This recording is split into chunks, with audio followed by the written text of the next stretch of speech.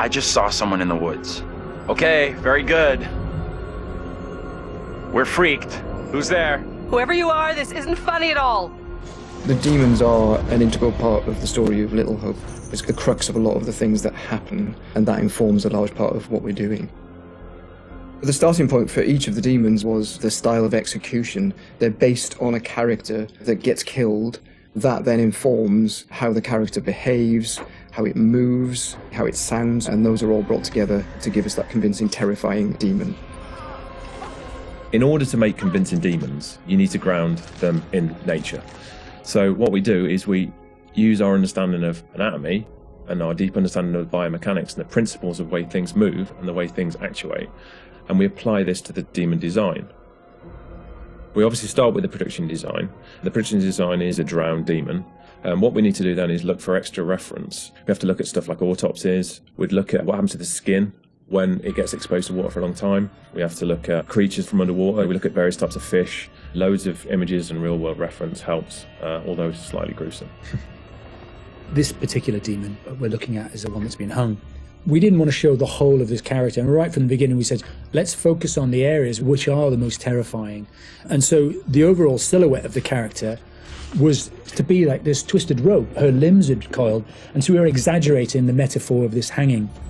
1,000 years of being trailed along the ground, it had worn away her feet, the bones being worn down, the nails being broken off. She'd been in pain for a long time. The most key of all of the elements was the face and how we framed that, and that was that broken, twisted neck, one eye remaining, a tear coming out because it's that last remains of her soul. The noose was digging into her neck, and her tongue was actually so bloated and grown that actually became a feature for us in the game, that tongue actually becomes a grapple to get hold of some of the characters. To animate a demon, we would start with looking at how they walk or move forward. Some of them are dragging themselves, and then also how they would attack their victims, just flesh out the layout and the choreography of it.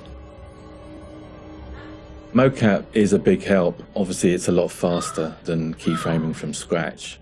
So we decided to use it as a base for some of them, and then we would layer on top of that all the characteristics that bring them to life, even though they're dead. The Crush Demon in particular was difficult to work with because we weren't able to use motion capture footage, so that is going to be completely hand animated. So that meant we were really starting from scratch. All the other demons, we did use actors' footage, so we have a lot of actors with spikes tied to them, limping across the scene. Let's get the fuck out of here! On the Broke Demon, we asked the actor to use various props to try and achieve the sort of movement that we wanted. And I think he did a great job. It was really successful. We've had to, again, add on to that to help with the weight and the believability.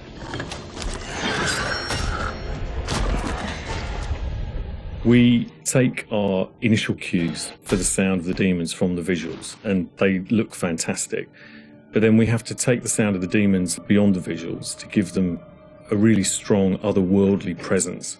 We need each of the demons to be individually recognizable whilst maintaining that uncomfortable unfamiliarity for the player. What is that thing? So at distance you might hear the chains clanking or the vocal screams.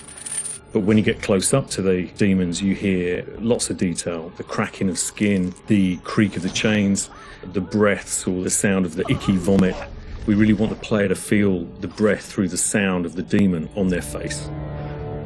Angela, no! When we're thinking about the camera work for the demons, one thing that was really at the forefront of my mind was trying not to show too much, trying not to lose all restraint, and I think that's a really easy trap to fall into with CG in general, and especially with games that you've got all these monsters that you've built and you've spent a lot of time working on, and it's really easy just to go straight to putting everything on screen. But thinking back to some classic horrors, classic monster movies, a lot of times there the directors had to use a lot of restraint and just show little bits and pieces because they didn't have that kind of budget or that kind of effect to really make it convincing. And there's something about that I really like, that I wanted to bring back to Little Hope. So when I was directing the camera team, I've asked them to show little bits, little glimpses, a clawed hand here, a shadow on the wall there, the chains rattling, whatever the key characteristics were of that demon. The interesting thing with that is that I think sometimes your imagination as a viewer fills in the blanks in a far more terrifying way than we really could. So we tried to build up that suspense, working up to this big reveal where you finally see full on in the light, this thing that's been hunting you down in all its gross, horrific glory. With the demon scenes, lighting definitely had a key part to play as well. It had to work complementary to what we wanted to do with the cameras, but also there's some very specific things you can do with lighting that really lent itself to this task. So one of the big ones was the use of silhouettes. The demons have really interesting form and really interesting shapes. They're very unusual, these humanoid creatures all distorted, and we wanted to use that without revealing too much. So quite often we tried to use backlighting, or the fog that's present all through Little Hope is a really useful tool for silhouettes, as you can have this nice separation with a brighter background and then have the creature dark in the foreground.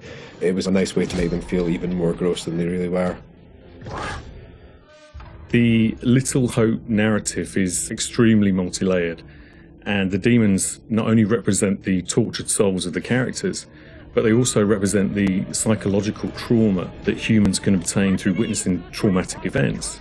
So when the game opens in the prologue and the main character is witnessing these traumatic events, we underscore this with really strong male Gregorian choir, which we use later in the game when the demons are attacking, to really strengthen and reference that psychological trauma with the tormented souls of the characters. Run! Now! The broken demon's the most terrifying because of the way it moves. It's really unsettling because you can't anticipate where it's going to go next. All the limbs are breaking and it's all moving in a really erratic way. So if you were to try and escape from it, you wouldn't know where to go because it might go there or it might go over here. So that's the most terrifying in terms of unpredictability, I suppose, and having a deep effect on your psyche. Interestingly, when you work at Supermassive, you get immune to horror. That's one thing I've definitely noticed. The powers of horror somehow get lost in me every time I'm watching a horror movie. I don't get so scared anymore just because I see this stuff every day. But doing those demon scenes, I must admit, even watching them back as they were work in progress, it was always fairly distressing and fairly horrific. So hopefully some of that comes across in the experience for the player too.